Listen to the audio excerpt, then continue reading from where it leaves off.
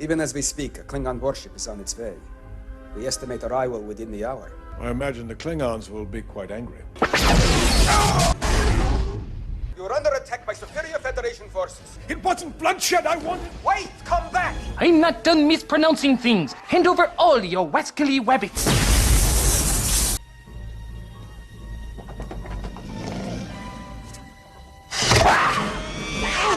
And number 5 on Shatner's very bizarre bucket list finally gets fulfilled.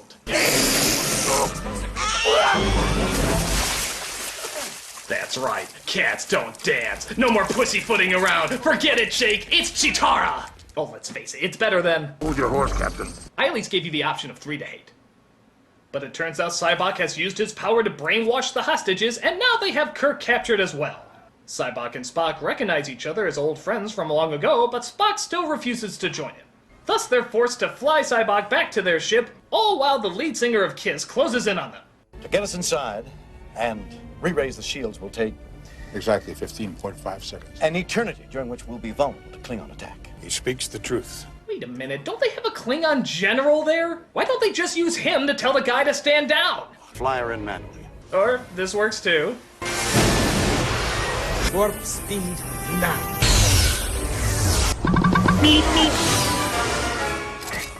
So Kirk, Spock, and Bones are put in the ship's prison while Sybok continues to brainwash the crew by taking away their pain. But we also find out some very interesting info. I ordered you to defend your ship. You ordered me to kill my brother. You mean he's your brother? Sybok couldn't possibly be your brother because I happen to know for a fact you don't have a brother.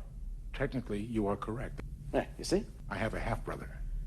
So what I told you was true, from a certain point of view. Yeah, they pulled the old "you never asked" trick just so they can connect these two together. Honestly, the story would have worked just as well if they were close friends instead of brothers, but screw it, doesn't matter. What's Sybok's evil plan? My Vulcan ancestors were ruled by their emotions. They believed in a place in which these questions of existence would be answered. The greatest adventure of all time. The discovery of Shakari at the center of the galaxy. So, and I swear I'm not kidding here, Sybok is literally looking for God. Oh, and I don't mean in a spiritual sense or look within yourself. No, I mean physically locate him. Find out where he's been hiding. And he thinks that God's been covering up heaven for all these years behind something called the Great Barrier. No ship has ever gone into the Great Barrier. No probe has ever returned. Oh, and don't think I'm misinterpreting that this is God or heaven, because he literally uses those terms later. Place from which creation sprang. Heaven, Eden, call it what you will. God's a busy man. Yeah, kinda hard to believe they're really going here. I mean, it's pretty hard not to be let down when you're being promised God in your movie. That's kind of a lot of buildup. What are you standing around for? Do you not know a jailbreak when you see one? But Scotty breaks them out of their cell and tells them where he thinks they can get a distress signal out. And is it me, or is the placement of those pipes really kinda stupid? Mr. Scott, you're amazing. There's nothing amazing about it. I know this ship like the back of my hand.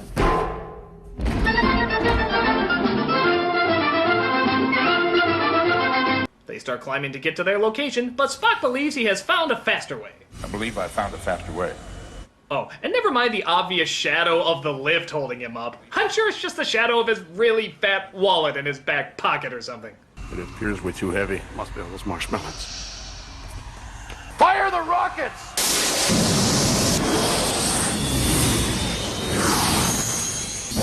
Wait a minute, what was the order of the decks they passed? 52, 64, 63, 52 again, 77, 78, 78 again, and then the ceiling. Oh! No, why did you stop? Apparently the layout of this ship is like a video game glitch. You keep going higher and higher, and yet somehow you keep getting lower and lower. Go through the ceiling, I'm sure you'll end up at the floor again. But they're caught once again, and Sybok decides to have a little chat. I want your respect. Are you afraid to hear me out? Wait outside.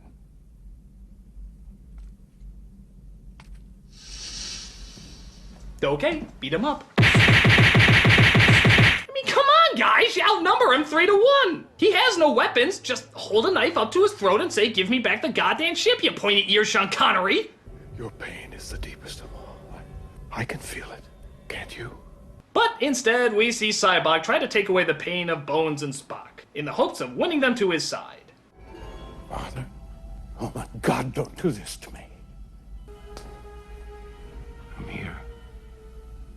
I'm with you, Dad. Now, to be fair, this scene is very well done, as we see the pains our characters suffer, and even discover that many times our pain helps in forming who we are. Damn it, Bones, you're a doctor. You know that pain and guilt can't be taken away with the wave of a magic wand. They're the things we carry with us, the things that make us who we are. I don't want my pain taken away. I need my pain. A fair enough statement, but all I'm thinking is, how the fuck is he making these images appear? He never did in the opening, and you never see it with anyone else. And we're told it's not just inside their minds, as clearly all four of them can see the visuals. And on top of that, where did this power come from anyway? It's not like psychiatry where he talks to them, he just sort of looks at them and the pain goes away. Where'd he learn to do it? How's it being accomplished? Never addressed. We just assume that he's a Vulcan Jesus. Jesus. I have found myself and my place. I know who I am, and I cannot go with you. Cybok's brainwashing doesn't seem to work on them, but they decide to join him anyway, because they're as curious as he is. You sure you didn't brainwash him? They say notion can survive this. I say they're wrong. I say the danger is an illusion.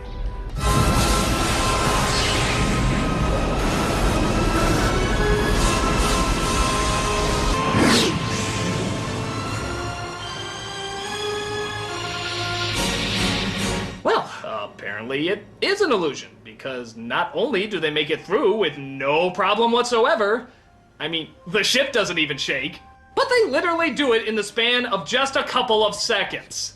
How is this the great danger they were talking about? Were all the ships in the galaxy just like, Duh, looks dangerous. and never went in?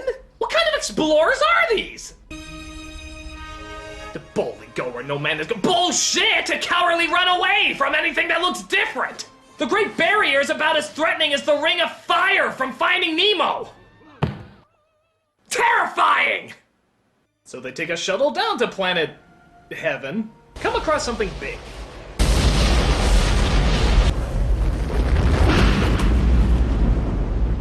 It appears when the remains of a Brontosaurus burger, Captain.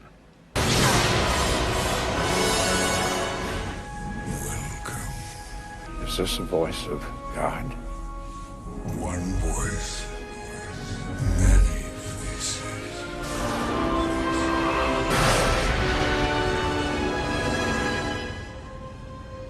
Does better suit your expectations? The Cowardly Lion is God?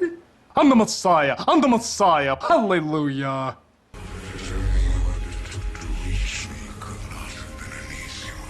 Actually, it was disgustingly easy.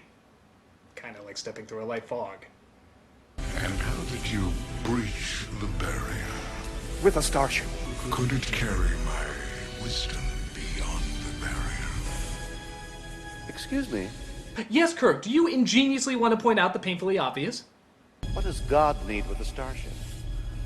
Bring the ship. I said, what does God need with a starship? I think the real question is, what does Kirk need with a wire strapped to his back? Why is God angry? You've not answered his question. What does God need with a starship? All right, I'm convinced he's God. The ship.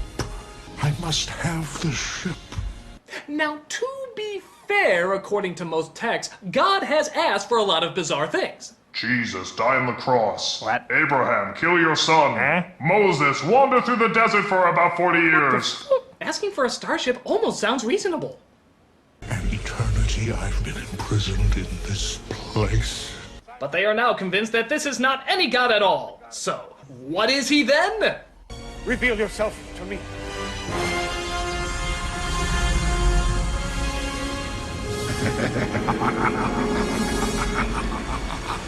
What's wrong? Don't you like this face? What a twist?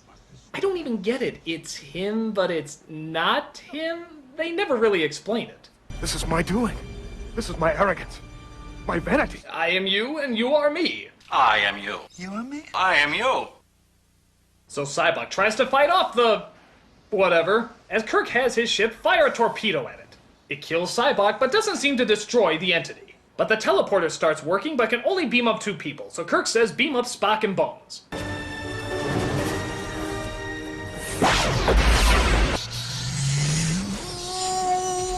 Scooby-Dooby-Doo! But the Klingon ship arrives. Funny, I guess that's 2 ships that made it through the horrifying Great Barrier and destroys the beast with its laser gun. So a photon torpedo barely hurts it, but a few shots from a tiny laser kills it off? Logical. He's then beamed aboard the ship, where it turns out that Spock convinced the Klingon general to outrank the crazy guy chasing him. Just like they should have done before! Oh god, who cares? The movie's almost over. Let's just hear our half-assed moral that even VeggieTales could tell us. Is God really out there? Maybe he's not out there, Bones. Maybe he's right here. Human heart. Well, one place he definitely isn't is in this script. Why? Because no loving God would ever let us end on this scene. Oh, are you fucking serious? You're really bringing it back to this scene? Like, this was the big favorite in all the movie? You know what? When it's paced this way, it almost seems like nothing happened. Bones, did we do a weird thing where we searched for God and Spock lost his brother? If it's not mentioned in the next Star Trek movie, I don't care.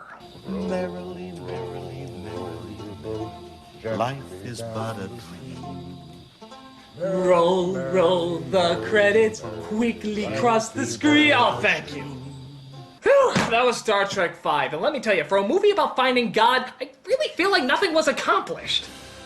At times it can have some good moments, even some good character development, but a lot of the scenes don't tie together, a lot of the characters seem pointless. The comedy is really bad, and plus, the story is just beyond ridiculous. I feel closer to finding God in History of the World Part 1 than I did with this film.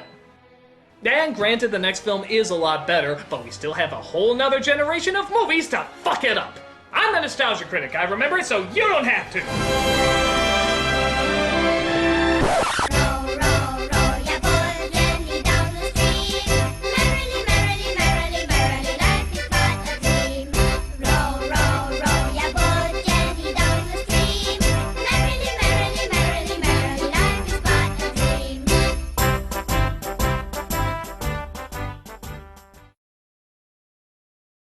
I have little choice but to sample your beans.